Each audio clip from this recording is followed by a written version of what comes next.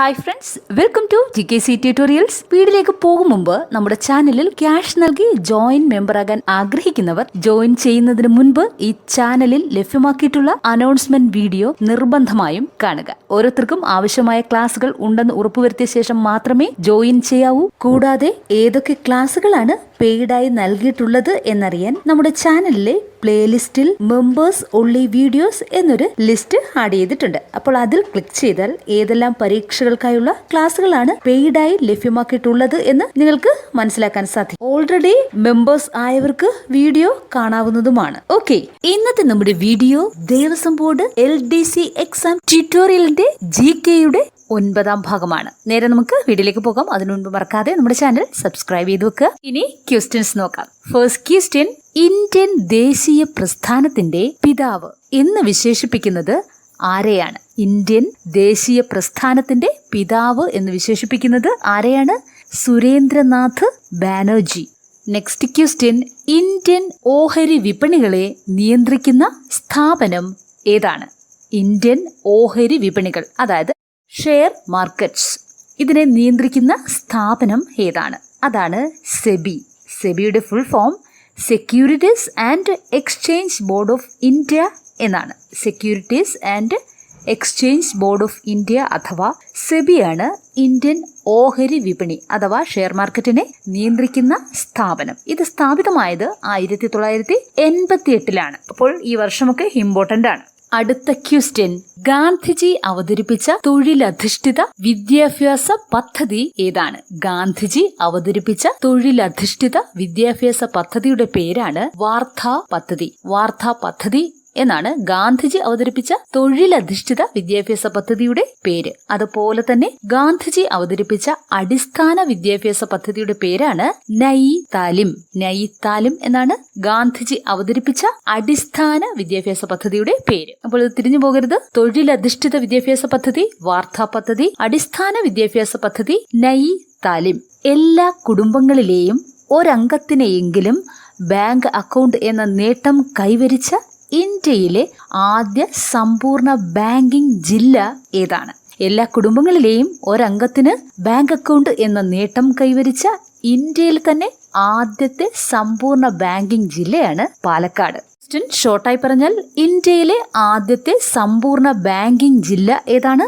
പാലക്കാടാണ്. നെക്സ്റ്റ്, എവിടെ വച്ചാണ് ഡോക്ടർ അംബേദ്കർ അനുയായികളോടൊപ്പം ബുദ്ധമതം സ്വീകരിച്ചത്? എവിടെ വെച്ചാണ് ഡോക്ടർ അംബേദ്കർ അനുയായികളോടൊപ്പം ബുദ്ധമതം സ്വീകരിച്ചത്?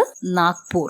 നെക്സ്റ്റ്, പായ്ക്കപ്പലിൽ ഒറ്റയ്ക്ക് ലോകം ചുറ്റിയ ആദ്യ ഇന്ത്യക്കാരൻ ആരാണ്? പായ്ക്കപ്പലിൽ ഒറ്റയ്ക്ക് ലോകം ചുറ്റിയ ആദ്യത്തെ ഇന്ത്യക്കാരനാണ് അഭിലാഷ് ടോമി. രാഷ്ട്രപിതാവ് എന്ന് ഗാന്ധിജിയെ വിശേഷിപ്പിച്ചത് ആരാണ്? രാഷ്ട്രപിതാവ് എന്ന് മഹാത്മാഗാന്ധിജിയെ വിശേഷിപ്പിച്ച വ്യക്തിയാണ് സുഭാഷ് ചന്ദ്രബോസ്. രാഷ്ട്രപിതാവ് എന്ന് ഗാന്ധിജിയെ വിശേഷിപ്പിച്ചത് സുഭാഷ് ചന്ദ്രബോസ് ആണ്. അർത്ഥനഗ്നനായ ഫക്കീർ എന്ന് ഗാന്ധിജിയെ വിശേഷിപ്പിച്ചത് വിൻസ്റ്റൺ ചർച്ചിലാണ്. അമേരിക്കൻ പ്രസിഡന്റ് ആയിരുന്ന വിൻസ്റ്റൺ ചർച്ചിലാണ് അർത്ഥനഗ്നനായ ഫക്കീർ എന്ന് മഹാത്മാഗാന്ധിജിയെ വിശേഷിപ്പിച്ചത്. അതുപോലെ തന്നെ മഹാത്മാ എന്ന് ഗാന്ധിജിയെ വിശേഷിപ്പിച്ചത് രവീന്ദ്രനാഥ ടാഗോർ ആണ്. ഗാന്ധിജിയുടെ പേരിന് മുന്നിൽ മഹാത്മാ എന്ന് വിശേഷണം കൊടുത്തത് രവീന്ദ്രനാഥ ടാഗോർ ആണ്. അതുപോലെ തന്നെ ഗുരുദേവ് എന്ന് ടാഗോറിനെ വിശേഷിപ്പിച്ചത് ഗാന്ധിജി തന്നെയാണ്. ഒന്നുകൂടി പറയാം, രാഷ്ട്രപിതാവ് എന്ന് ഗാന്ധിജിയെ വിശേഷിപ്പിച്ചത് സുഭാഷ് ചന്ദ്രബോസ്, അർത്ഥനഗ്നനായ ഫക്കീർ എന്ന് ഗാന്ധിജിയെ വിശേഷിപ്പിച്ചത് വിൻസ്റ്റൺ ചർച്ചിൽ, മഹാത്മാ എന്ന് ഗാന്ധിജിയെ വിശേഷിപ്പിച്ചത് രവീന്ദ്രനാഥ ടാഗോർ, ഗുരുദേവ് എന്ന് ടാഗോറിനെ വിശേഷിപ്പിച്ചത് മഹാത്മാ ഗാന്ധിയാണ്. ഓക്കെ, ഇനി നെക്സ്റ്റ് ക്വസ്റ്റ്യൻ, പയസ്വിനി എന്നറിയപ്പെടുന്ന നദി ഏതാണ്? പയസ്വിനി എന്നറിയപ്പെടുന്ന നദിയാണ് ചന്ദ്രഗിരി പുഴ. സൗരയുദ്ധത്തിൽ കാന്തിക മണ്ഡലമുള്ള ഏക ഉപഗ്രഹം ഏതാണ്? സൗരയുദ്ധത്തിൽ കാന്തിക മണ്ഡലമുള്ള ഏക ഉപഗ്രഹമാണ് ഗാനിമീഡ്. വൈദ്യുതിയുടെ പ്രസരണവും വിതരണവും സ്വകാര്യവൽക്കരിച്ച ഇന്ത്യയിലെ ആദ്യത്തെ സംസ്ഥാനം ഏതാണ്? വൈദ്യുതിയുടെ പ്രസരണവും വിതരണവും സ്വകാര്യവൽക്കരിച്ച ഇന്ത്യയിലെ തന്നെ ആദ്യത്തെ സംസ്ഥാനമാണ് ഒറീസ അഥവാ ഒഡീഷ. ഭൂമിയുടെ വൃക്കകൾ എന്നറിയപ്പെടുന്നത് എന്താണ്? ഭൂമിയുടെ വൃക്കകൾ എന്നറിയപ്പെടുന്നത് തണ്ണീർത്തടങ്ങളെയാണ്. രാജകീയ രോഗം എന്നറിയപ്പെടുന്നത് എന്താണ്? രാജകീയ രോഗം എന്നറിയപ്പെടുന്നത് ഹീമോഫീലിയ. ചേരന്മാരുടെ തലസ്ഥാനം ഏതാണ്? ചേരന്മാരുടെ തലസ്ഥാനമാണ് വാഞ്ചി. അതുപോലെ തന്നെ പാണ്ഡ്യന്മാരുടെ തലസ്ഥാനം മധുരയാണ്. ചോളന്മാരുടെ തലസ്ഥാനം തഞ്ചാവൂരാണ്. അപ്പോൾ ഇത് മൂന്നും ഇമ്പോർട്ടന്റ് ആണ്. ചേരന്മാരുടെ തലസ്ഥാനം വാഞ്ചി, പാണ്ഡ്യന്മാരുടെ തലസ്ഥാനം മധുര, ചോളന്മാരുടെ തലസ്ഥാനം തഞ്ചാവൂർ. ഇന്ത്യയുടെ രാഷ്ട്രീയ ജാതകം എന്ന് വിശേഷിപ്പിക്കപ്പെടുന്ന ഭരണഘടനാ ഭാഗം ഏതാണ്? ഇന്ത്യയുടെ രാഷ്ട്രീയ ജാതകം എന്ന് വിശേഷിപ്പിക്കപ്പെടുന്ന ഭരണഘടനാ ഭാഗമാണ് ഭരണഘടനയുടെ ആമുഖം. ഇന്ത്യൻ ഭരണഘടനയുടെ ആമുഖമാണ് ഇന്ത്യയുടെ രാഷ്ട്രീയ ജാതകം എന്ന് വിശേഷിപ്പിക്കപ്പെടുന്നത്. വൈറ്റ് കോൾ എന്നറിയപ്പെടുന്നത് എന്താണ്? വൈറ്റ് കോൾ എന്നറിയപ്പെടുന്നത് ജലവൈദ്യുതിയെയാണ്. ആസ്ട്രോനട്ട് ഏത് രാജ്യത്തെ ബഹിരാകാശ സഞ്ചാരിയെ സൂചിപ്പിക്കുന്നു? ആസ്ട്രോനട്ട് എന്നത് ഏത് രാജ്യത്തെ ബഹിരാകാശ സഞ്ചാരിയെയാണ് സൂചിപ്പിക്കുന്നത്? അമേരിക്കയുടെ ബഹിരാകാശ സഞ്ചാരിയെയാണ് ആസ്ട്രോനട്ട് എന്ന് അറിയപ്പെടുന്നത്. ഭോപ്പാൽ ദുരന്തം നടന്ന വർഷം ഏതാണ്? ഭോപ്പാൽ ദുരന്തം നടന്ന വർഷമാണ് 1984 ഡിസംബർ 3. നെക്സ്റ്റ്, കമ്പ്യൂട്ടറിന്റെ പിതാവ് എന്നറിയപ്പെടുന്നത് ആരാണ്? കമ്പ്യൂട്ടറിന്റെ പിതാവ് ആരാണ്? Charles Babbage. ബാങ്കിങ്ങിന്റെ തൊട്ടിൽ എന്നറിയപ്പെടുന്ന സംസ്ഥാനം ഏതാണ്? അഥവാ ബാങ്കിങ്ങിന്റെ തൊട്ടിൽ എന്നറിയപ്പെടുന്ന സംസ്ഥാനം കർണാടകയാണ്. 19-ാം നൂറ്റാണ്ടിലെ സാമൂഹിക അനാചാരങ്ങൾ പ്രമേയമാക്കി സരസ്വതി വിജയം എന്ന നോവൽ എഴുതിയത് ആരാണ്? 19-ാം നൂറ്റാണ്ടിലെ സാമൂഹിക അനാചാരങ്ങൾ പ്രമേയമാക്കി സരസ്വതി വിജയം എന്ന നോവൽ എഴുതിയത് പോത്തേരി കുഞ്ഞമ്പുവാണ്. ഇതിൽ തന്നെ 2 ക്വസ്റ്റ്യൻസ് ഉൾപ്പെട്ടിട്ടുണ്ട്. അതായത് സരസ്വതി വിജയം എന്ന നോവൽ എഴുതിയത് ആരാണ്? പോത്തേരി കുഞ്ഞമ്പുവാണ്. ഇത് കൂടാതെ സരസ്വതി വിജയം എന്ന നോവലിന്റെ പ്രമേയം എന്താണ്? അപ്പോൾ 19-ാം നൂറ്റാണ്ടിലെ സാമൂഹിക അനാചാരങ്ങളാണ് സരസ്വതി വിജയം എന്ന നോവലിന്റെ പ്രമേയം. ഭരണഘടനയുടെ 5 മുതൽ 11 വരെയുള്ള അനുച്ഛേദങ്ങൾ എന്തിനെക്കുറിച്ചാണ് പ്രതിപാദിക്കുന്നത്?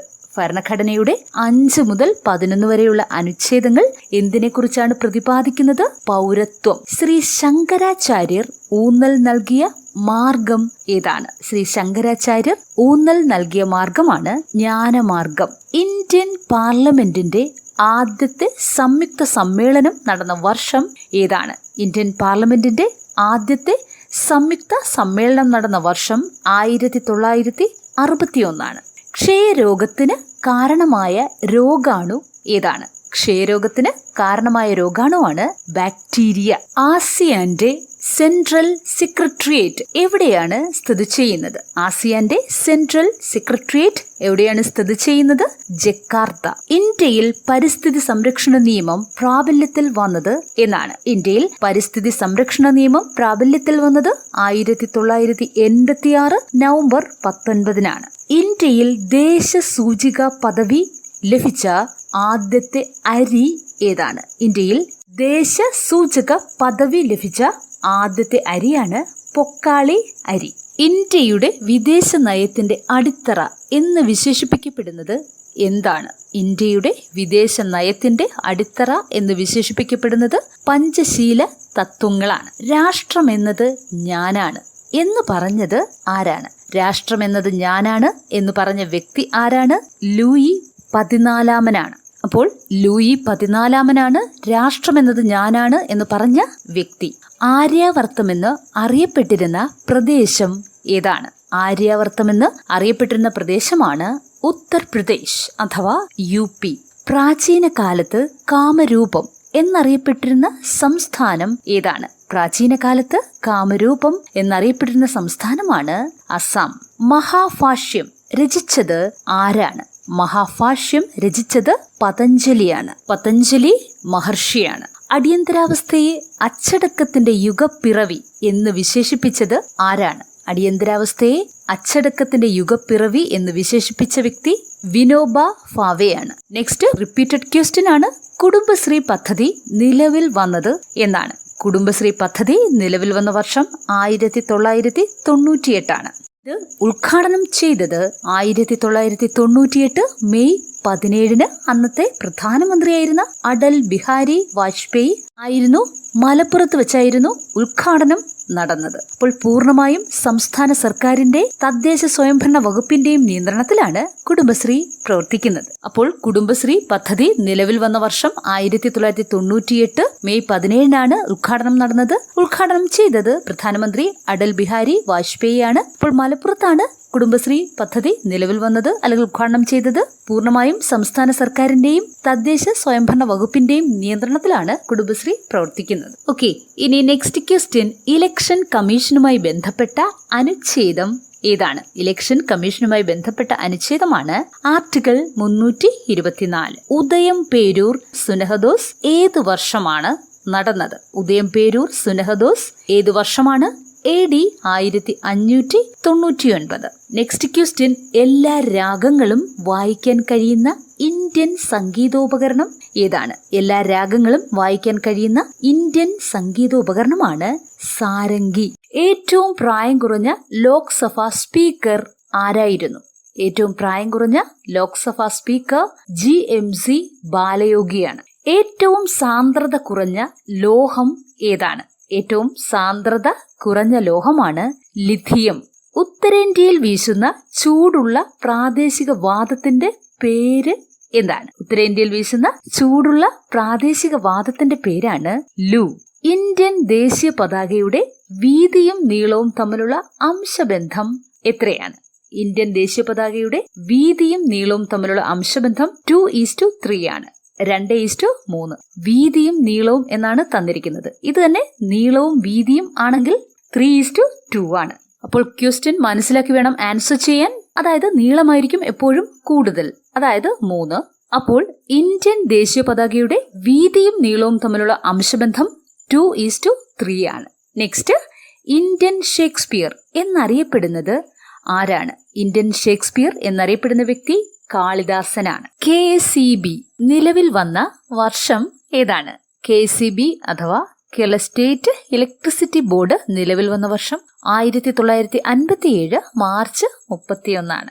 സൈന്ധവ സംസ്കാരത്തിന്റെ ഭാഗമായ ധോളാവീര സ്ഥിതി ചെയ്യുന്ന ദ്വീപ് ഏതാണ്? സൈന്ധവ സംസ്കാരത്തിന്റെ ഭാഗമായ ധോളാവീര സ്ഥിതി ചെയ്യുന്ന ദ്വീപ് ഖാദിർ ആണ്. നെക്സ്റ്റ് ക്വസ്റ്റ്യൻ, ജൈനമത തീർത്ഥങ്കരന്മാരുടെ എണ്ണം എത്രയാണ്? ജൈനമത തീർത്ഥങ്കരന്മാരുടെ എണ്ണം 24 കാക്കാരിശി നാടകത്തിന്റെ ജനയിതാവായി കണക്കാക്കപ്പെടുന്നത് ആരെയാണ്? കാക്കാരിശി നാടകത്തിന്റെ ജനയിതാവായി കണക്കാക്കപ്പെടുന്നത് കൊല്ലക കേശവപിള്ള ആശാനെയാണ്. തെക്കേ ഇന്ത്യയിലെ മലകളുടെ റാണി എന്നറിയപ്പെടുന്ന സുഖവാസ കേന്ദ്രം ഏതാണ്? തെക്കേ ഇന്ത്യയിലെ മലകളുടെ റാണി എന്നറിയപ്പെടുന്ന സുഖവാസ കേന്ദ്രം ഏതാണ്? അതാണ് ഊട്ടി. ഇതിന് മറ്റൊരു പേര് കൂടിയുണ്ട്, ഉദകമണ്ഡലം.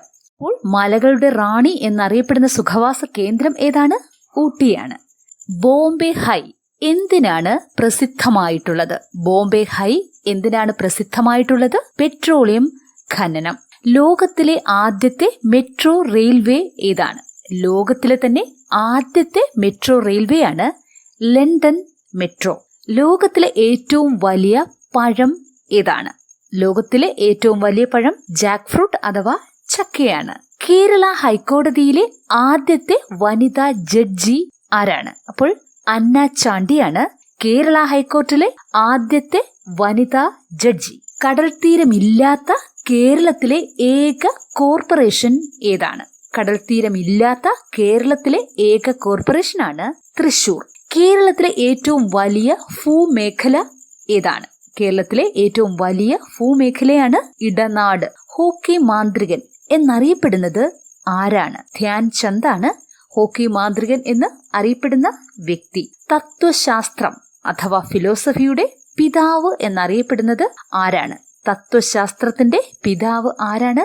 അരിസ്റ്റോട്ടിൽ. ക്യോട്ടോ പ്രോട്ടോകോൾ ഒപ്പുവെച്ച വർഷം ഏതാണ്? ക്യോട്ടോ പ്രോട്ടോകോൾ ഒപ്പുവെച്ച വർഷമാണ് 1997. തിരുവനന്തപുരത്തെ ദൂരദർശൻ കേന്ദ്രം പ്രവർത്തനം ആരംഭിച്ച വർഷം ഏതാണ്? 1982 ദൂരദർശൻ ആരംഭിച്ചത്. ഇനി സ്ത്രീധന നിരോധന നിയമം നിലവിൽ വന്നത് എന്നാണ്. സ്ത്രീധന നിരോധന നിയമം നിലവിൽ വന്നത് 1961. ഇനി സമപന്തിഭോജനം നടത്തിയത് വൈകുണ്ഠ സ്വാമികളാണ്. പന്തിഭോജനം നടത്തിയത് തൈക്കാട് അയ്യ. പ്രീതിഭോജനം നടത്തിയത് വാഗ്ഭടാനന്ദനാണ്. അതുപോലെ തന്നെ മിശ്രഭോജനം നടത്തിയത് സഹോദരൻ അയ്യപ്പനാണ്. അപ്പോൾ ഇത് കൺഫ്യൂഷൻ ആകരുത്.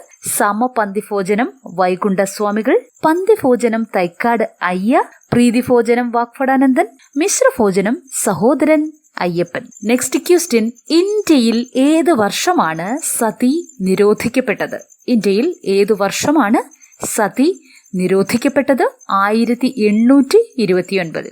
സാരാനാഥ് സ്തൂപം എവിടെയാണ് സ്ഥിതി ചെയ്യുന്നത്? സാരാനാഥ് സ്തൂപം എവിടെയാണ് സ്ഥിതി ചെയ്യുന്നത്?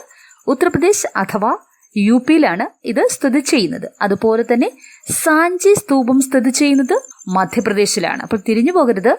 സാരാനാഥ് സ്തൂപം ഉത്തർപ്രദേശിലാണ്, സാഞ്ചി സ്തൂപം മധ്യപ്രദേശിലാണ് സ്ഥിതി ചെയ്യുന്നത്. INC ഏത് സമ്മേളനത്തിലാണ് സോഷ്യലിസത്തിൽ അധിഷ്ഠിതമായ വ്യവസ്ഥിതി തീരുമാനിച്ചത്? INC അഥവാ ഇന്ത്യൻ നാഷണൽ കോൺഗ്രസിന്റെ ഏത് സമ്മേളനത്തിലാണ് സോഷ്യലിസത്തിൽ അധിഷ്ഠിതമായ വ്യവസ്ഥിതി തീരുമാനിച്ചത്? ആവടി INC സമ്മേളനത്തിലാണ്. ഇടുക്കി അണക്കെട്ടിന്റെ സ്ഥാപിത ശേഷി എത്രയാണ്? ഇടുക്കി അണക്കെട്ടിന്റെ സ്ഥാപിത ശേഷി 780 മെഗാവാട്ടാണ്. Friends, this is all for today. ഈ വീഡിയോ നിങ്ങൾക്ക് വളരെയധികം യൂസ്ഫുൾ ആണെന്ന് വിചാരിക്കുന്നു. വീഡിയോ ഇഷ്ടമായെങ്കിൽ മറക്കാതെ ലൈക്ക് ചെയ്യുക, കമന്റ് ചെയ്യുക. ഈ വീഡിയോ നിങ്ങളുടെ എല്ലാ ഫ്രണ്ട്സിനും ഷെയർ ചെയ്യുക. ഇതുവരെ നമ്മുടെ ചാനൽ സബ്സ്ക്രൈബ് ചെയ്ത് കാണുന്നുണ്ടെങ്കിൽ മറക്കാതെ സബ്സ്ക്രൈബ് ചെയ്യുക, സപ്പോർട്ട് ചെയ്യുക. See in the next video. Thank you for watching.